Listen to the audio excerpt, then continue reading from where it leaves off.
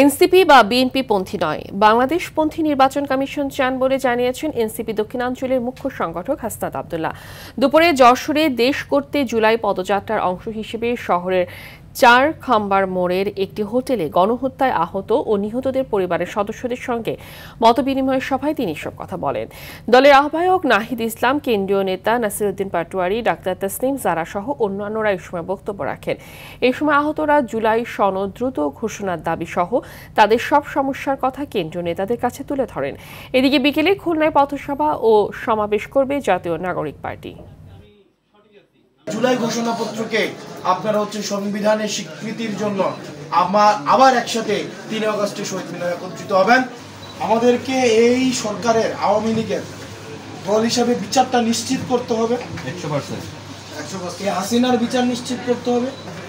আমরা অবশ্যই নির্বাচন চাই এবং নির্বাচন হইতেই হবে। বরং আমরা দেখতে পাচ্ছি নির্বাচন ঠেকানোর জন্য আরো অন্যান্য রাজনৈতিক দল এখন ঐক্যবদ্ধ হচ্ছে। তারা নির্বাচন ঠেকাই দিতে চায় কিভাবে? তারা সংস্কার ঠেকাই দিতে চায়, তারা বিচার ঠেকাই দিতে চায়।